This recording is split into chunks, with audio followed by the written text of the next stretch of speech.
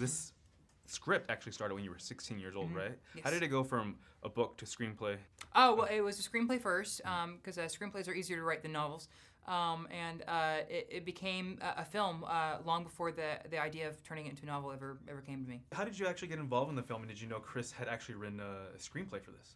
I got involved by just auditioning. Just had an audition for it, and then I was told that Chris wrote the script, and I read it, and it was just, I mean, I was immediately interested as soon as I heard that Chris wrote a script, because he's so smart and such a great person. So I was actually very, very nervous auditioning, just because I was like, I hope Chris likes me. So you've been actually acting since early age. You've done stage, TV, film. Yeah. And this film is actually about high school. Did you kind of miss out on that high school experience, or?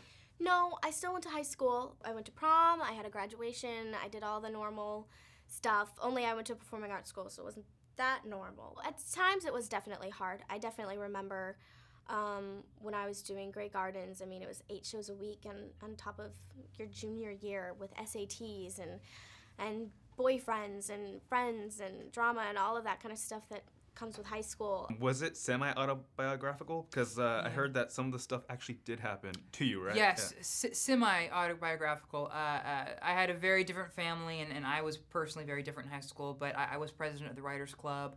I had a horrible homecoming experience, much like this guy.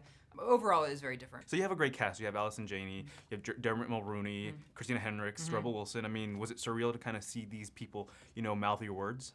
Insane. That was the hardest part. Was having like no use to be on set when these people were saying your words. Like your job was done. Like they just had to they just had to do it for the camera now.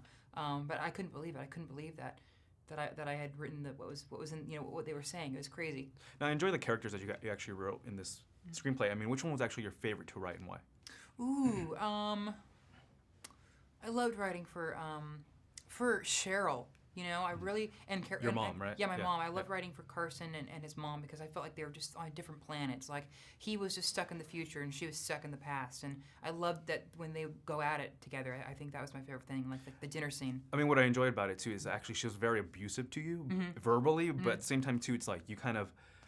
There was some sort of love, I guess, you got from it, right? Yeah, that was the relationship. It was the relationship was based on sarcastic comments. But they did love each other. I mean, that was apparent, but that's just how their relationship worked. Now, is there anything kind of in the future that you're still looking forward to writing or scripting? Many things. Yeah, absolutely. I got a dozen things in the works. What about Glee? Have you talked to Ryan Murphy about that? No, I don't think I'd want to. Everyone thinks it's almost like a goal of mine to write an episode of Glee, but that's far from the truth. Those aren't my characters. It's not my world. So I don't know if I would ever want to hijack it.